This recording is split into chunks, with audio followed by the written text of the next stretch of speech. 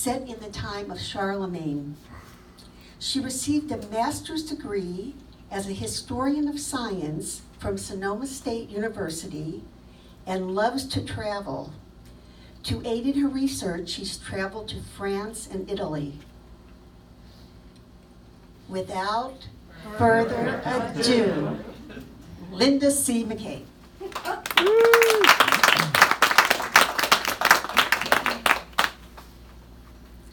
So this is a trilogy, and it's volume 2 is out. The first volume, which has Bradamante on the front.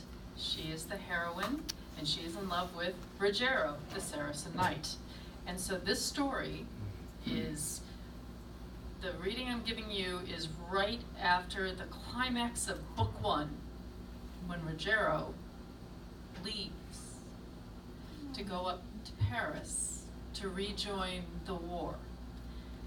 He is a Muslim from North Africa, and he is on one side of the war. She is a Christian warrior, niece of Charlemagne, and she is on the other side of the war. It's hard to get together with honor when you are on opposing sides of a holy war. Okay. May Mandricardo's manhood shrivel to match the size of his brain, said Marfisa.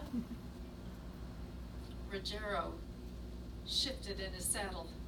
It was once again his turn in this warrior queen's game of curses. He had endured over 100 such rounds since they left the village of St. Antonin on horseback. No longer did he attempt cleverness, and instead he uttered statements of what he wanted to see happen. May I sheathe my dagger in Rhodamon's blackened heart. May Mandricardo's manhood maintain the stiffness of boiled octopus. Rogero might be tired of the game, but her curses were flying faster than at the start. Marfisa had described a wide variety of ways she desired emasculating Mandricardo, including chopping, burning, mangling, and feeding his body parts to farm animals. Rogero would have preferred paying closer attention to his riding than coming up with new curses for the 2 warriors they were following. Concentrating on the rhythmic pounding of hooves over the well-trod path of the old Roman road soothed his frazzled nerves. He hoped she would take a hint by a lull in the conversation. The momentary quiet allowed him to appreciate the beauty of the rural countryside in Francia. They were riding on a minor road too small for the movement of large armies. Therefore, this area had been untouched by the ravages of the war. Oak trees dotting the hillside cast long shadows by the setting sun. Well, have you nothing more? Demanded Marfisa.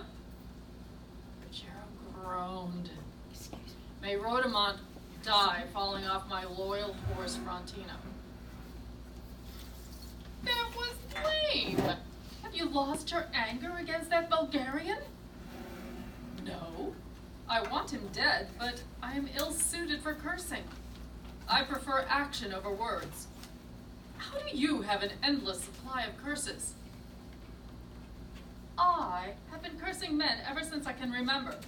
I knew enough as a slave girl to keep them to myself, but those dark thoughts kept me from going mad. The first curse I said aloud was as I plunged my knife into the heart of the drunken king who tried ravishing me. Why do you bear so much hatred toward men? Did someone succeed where that king failed? No. Others have tried to take my maidenhead, but they now sing the song of eunuchs. At least those who are still alive. My earliest memory is when I was a little girl, and I was passed from man to man in a caravan of bandits. They did nothing to damage my sale price, but they destroyed my innocence. I am sorry you were treated thus. Thank you, said Marfisa. You were the first man to ever say such a thing to me. Men do not consider a slave girl's virtue as sacrosanct as a noblewoman's. What does class have to do with it? No one should be forced to commit lewd acts, said Rogero. Are you mocking me? Why would I mock you? I have never met a man who espoused such beliefs or who regarded me with respect. Most men scoff when they discover I am a woman in arms and realize too late my skills are no jest. I do not think of women warriors as a joke, said Rogero. Neither did our companions earlier. Why is that? My mother was a respected warrior. She died giving birth to me, so I never knew her. As for our previous companions, they were grateful for your help. They also have a kinswoman whose military skills are renowned. Another warrior maiden? What is her name? Bradamante.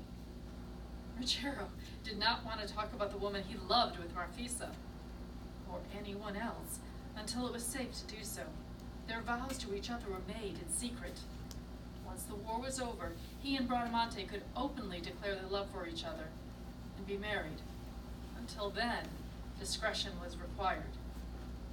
A wild thought crossed Rogero's mind. His guardian, the wizard Datala, had tried repeatedly to distract him from his love for Bradamante. Might the sudden appearance of Queen Marfisa, a beautiful warrior maiden, be due to his guardian? He called out in his mind, Atala! Is this another trick of yours? After you swore the other day to no longer use magic against me or Bradamante?